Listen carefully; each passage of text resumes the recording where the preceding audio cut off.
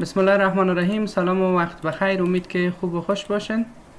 در این پکیجی که ما برای شما آماده کردیم آموزش تمام فانکشن های ویندوز است. ویندوز 10 که ویندوز 10 اگه به این شیوهی که من درس میتونم دقیق یاد بگیرین، شما میتونید ویندوز 11 هم کار بکنین. از دو پایین که ویندوز های 8.1 و 7 است و ویستاس اونا رو میتونین کار بکنین.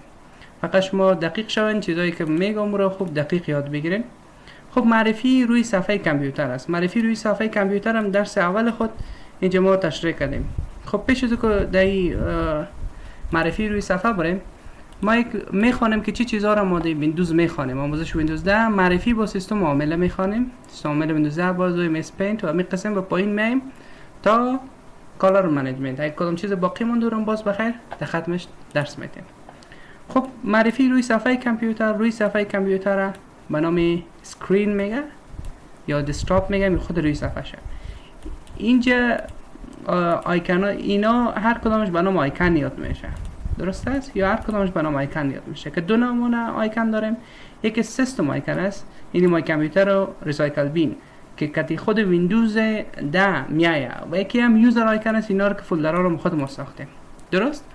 و میایم در قسمت پایین. این قسمت پایینه طرف راست استارت بتن که است، یعنی به نام استارت بتن یاد میشه، درست است؟ اینجا بین خودش استارت نوشته میشه، تکمه شروع.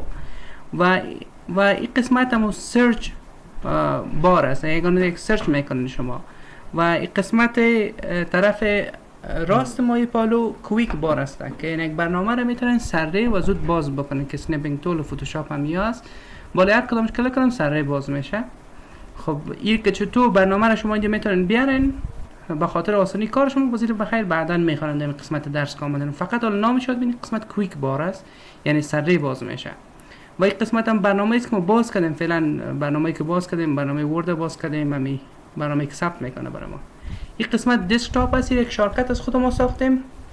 باز بعداً شما میتونید بسازین روی دسکتاپ، اینجا نشان میده و میتونید که دسکتاپ رو مکمل هاید بکنین، از این قسمت استفاده بکنین. بازی رو بعداً براتون میگم ان شاء الله. این قسمت کویک میبخشین نوتیفیکیشن اریا یاد میشه. این مساحه مکمل نوتیفیکیشن اریا، یعنی بعضی از آگاهی ها رو به ما میده. مثلا در قسمت 4:22 بعد از ظهر است، هی هم تاریخ. و این قسم زبان است، اینجا صدای کامپیوتر کم و زیاد میشه.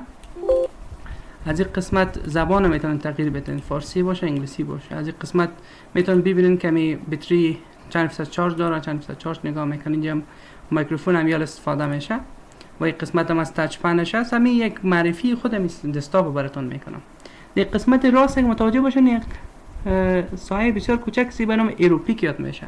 مثلا این باز دارین این ویندو را یا این پنجره ورد، اگه ایروپیک شما کلیک بکنین خود رو دسکتاپ نشون میده و پس بالاش کلیک کنین پس همون صفحه باز شده نشون میده.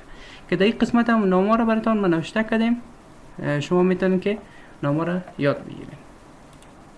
خب برای فعلا به می اندازه درسی که دادیم در هر لکچر درس کوتاه میتیم که به ترتیب منظم شود و هم به شکل تایتلش منظم شود و همین قسم پیش میریم. این اولین درس ما بود.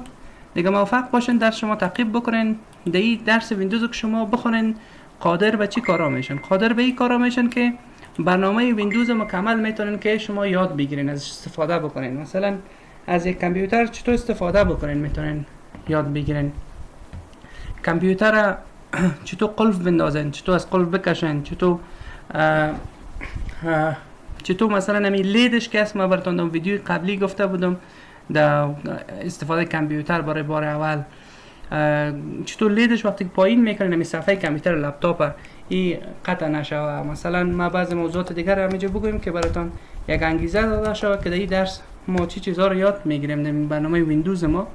این قسمت کنترل پنل است که کل کامپیوتر شما از همه جا کنترل میشه. اکثریت اینا رو ما میخوانیم. پروگرام اند فیچر برنامه‌ای که نصب میشه، چطور نصب میشه، چطور پس دلیت میشه یا ان انستال میشه اینجا میخوانیم. ماوس آپشنای ماوس همین فعلا هم کرسر که میبینین تنظیماتش، ساوند صدا رو تنظیمات شما اینجا میخوانیم.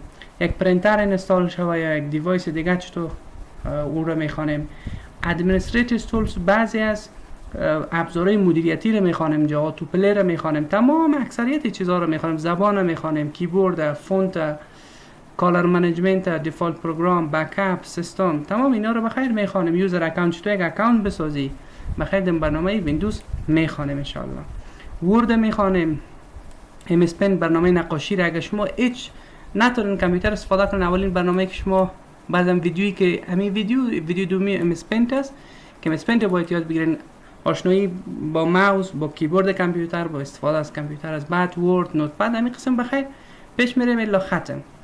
دیگه شما کوشش کنین که درس ها رو تعقیب بکنین و دوستایتون هم شریک بسازین و اگه سوال داشتین کامنت بکنین، من ان شاء الله کامنتتون رو به زودترین فرصت جواب میدم. موفق، پیروز، کامگار باشین. وقت خوش.